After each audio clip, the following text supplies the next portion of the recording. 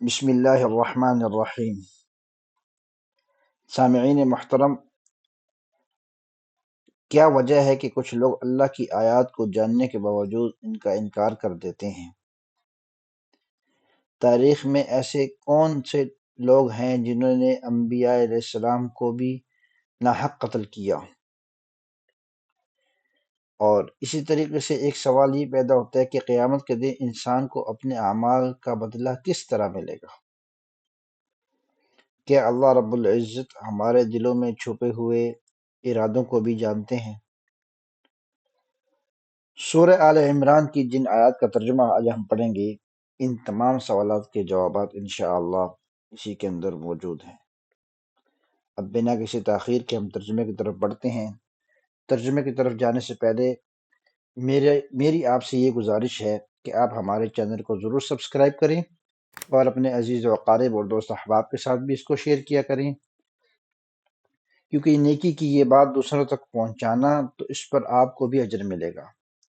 اور جب تک کوئی شخص اس پر عمل کرے گا، یہاں سے کوئی بات سن کر کوئی اس کے دل میں بیٹھ جاتی ہے، کوئی عمل کرتا ہے، تو اس کا اجر آپ کے اعمال نامے میں بھی لکھا جائے گا۔ حدیث شریف میں آتا ہے، نبی کریم صلی اللہ علیہ وسلم نے فرمایا کہ الدال علی الخیر کفاعلہ۔ اعوذ باللہ من الشیطان الرجیم۔ ان الذین یکفرون بآیات اللہ، بے شک وہ لوگ جو انکار کرتے ہیں اللہ کی آیات کا، وَيَقْتُلُونَ النَّبِيِّينَ بِغَيْرِ حق، اور انبیاء کو قتل کرتے ہیں بغیر کسی سبب کے، بغیر کسی وجہ کے ناحق قتل کرتے ہیں۔ وَيَقْتُلُونَ الَّذِينَ يَأْمُرُونَ بِالْقِسْطِ مِنَ النَّاسِ، اور لوگوں میں سے ان لوگوں کو بھی قتل کرتے ہیں جو انصاف کا حکم دیتے ہیں لوگوں کو۔ فَبَشِّرْهُم بِعَذَابٍ أَلِيمٍ، تو ایسے لوگوں کو آپ خوشخبری سنا دیجئے۔ کس چیز کی خوشخبری ہے؟ بعذاب علیم، دردناک عذاب کی جو ان کے انتظار میں ہے۔ اولئک الذین حبطت اعمالهم فی الدنیا والآخرہ، یہ وہ لوگ ہیں کہ ضائع ہو گئے ہیں ان کے اعمال دنیا کے اندر بھی اور آخرت کے اندر بھی۔ وما لهم من ناصرین، اور ان کو کوئی مددگار بھی نہیں ہوگا۔ الم تر الی الذین اوتوا نصیبا من الکتاب یدعون الی کتاب اللہ، کیا آپ نہیں دیکھتے ان لوگوں کو الذین اوتوا الکتاب، اوتوا نصیبا من الکتاب، جن کو کتاب میں سے کچھ حصہ دیا گیا، آپ ان کو نہیں دیکھتے ہیں کہ یدعون الی کتاب اللہ، کہ ان کو بلایا جاتا ہے اللہ کی کتاب کی طرف، لیحکم بینہم، تاکہ یہ کتاب ان کے درمیان فیصلہ کرے۔ ثم یتولی فریق منہم وہم معرضون،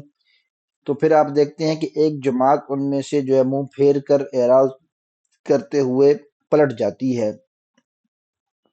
ذالک بانہم، یہ اس وجہ سے کہ ان کے دلوں میں یہ بات بیٹھی ہوئی ہے کہ قالو، کہ انہوں نے کہا ہوا ہے، لن تمسنا النار الا ایاما معدودات، کہ نہیں چھوئے گی آگ ہمیں مگر یہ کہ محدود دن، چند دنوں کے لیے ہمیں آگ میں جانا ہے اور اس کے بعد ہمیں عذاب سے نکال لیا جائے گا۔ وغرہم فی دینہم ما کانوا یفترون، اور ان کو دھوکے میں ڈال دیا ان کے دین کے معاملے میں، ما کانوا یفترون، اس چیز نے جو انہوں نے جھوٹی گھڑ لی تھی۔ فکیف اذا جمعناہم لیوم لا ریب فیہ، تو بس ان کا معاملہ کیا ہوگا یا ان پر کیا گزرے گی جب ہم ان کو جمع کر لیں گے،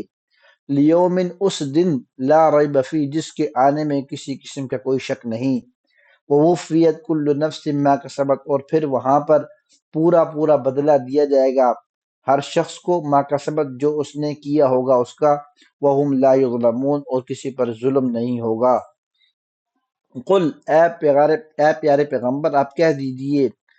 اللہم مالک الملک، اے میرے اللہ، اے مالک اس بادشاہت کے، تؤتی الملک من تشاء، آپ بادشاہت دیتے ہیں جس کو چاہیں، وتنزع الملک ممن تشاء، اور آپ بادشاہت لے لیتے ہیں ممن تشاء، جس سے چاہیں، وتعز من تشاء، آپ عزت سے نوازیں جس کو چاہیں، وتذل من تشاء، اور جس کو چاہیں ذلیل کر دیں۔ بیدک الخیر، بھلائی ساری کی ساری آپ کے ہاتھ میں ہے، انک علی کل شیء قدیر، اور بے شک آپ ہر چیز پر قادر ہیں۔ تولج اللیل فی النہار، آپ جو ہے رات کو دن میں داخل کر دیتے ہیں، وتولج النہار فی اللیل، اور کبھی دن کو جو ہے رات میں داخل کر دیتے ہیں، تو آپ دیکھتے ہیں کبھی دن بڑا ہو جاتا ہے، کبھی رات چھوٹی ہو جاتی ہے،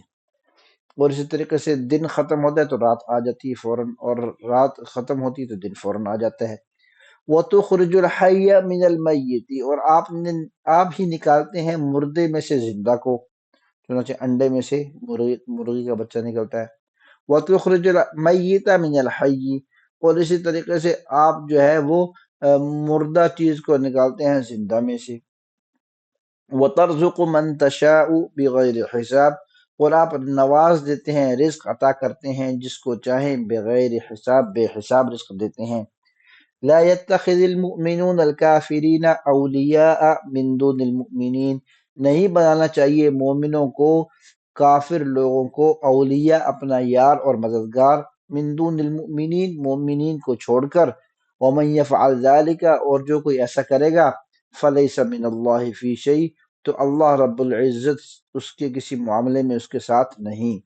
الا ان تتقوا منہم تقا، ہاں اگر یہ کہ تمہارا یہ ان سے یا دوستی وغیرہ کرنا اس غرض سے ہو کہ تم ان کے شر سے بچ جاؤ، وَيُحَذِّرُكُمُ اللَّهُ نَفْسَهُ، اور اللہ رب العزت تمہیں بچاتا ہے اپنے آپ سے، یعنی اپنے عذاب سے، وَإِلَى اللَّهِ الْمَصِيرُ، اور اللہ رب العزت ہی کے پاس تمہارا ٹھکانہ ہے۔ قل، اے نبی کریم آپ کہہ دیجئے ان سے، ان تخفوا ما فی صدورکم او تبدوہ، کہ چاہے تم چھپاؤ اپنے دلوں میں جو باتیں ہیں ان کو، او تبدوہ، یا ان کو تم ظاہر کرو، یعلم اللہ، اللہ رب العزت ان کو جانتے ہیں، ویعلم ما فی السماوات وما فی الارض، اور اللہ رب العزت جانتے ہیں جو کچھ آسمانوں میں ہے، وما فی الارض، اور جو زمین میں ہے، واللہ علی کل شیء قدیر، اور اللہ رب العزت جو ہے وہ ہر چیز پر قادر ہیں۔ یوم تجد کل نفس ما عملت من خیر، اس دن کے بارے میں سوچو، یا اس دن کو آپ ذرا اس کی طرف دھیان کرو کہ جس دن ہر نفس، ہر انسان، ہر بشر پائے گا ما عملت، جو اس نے کیا ہوگا، من خیر، بھلائی کے کاموں میں سے، محضرہ، اپنے سامنے حاضر پائے گا، وما عملت من سوء، اور اسی طریقے سے وہ اپنے سامنے اس کو دیکھے گا جو کام اس نے کیا ہوگا برائی میں سے بھی۔ تود لو ان بینہا وبینہ امدا بعیدا، پھر اس کے دل میں یہ خواہش ہوگی کہ کاش کہ اس عمل یعنی برے عمل اور اس کے درمیان میں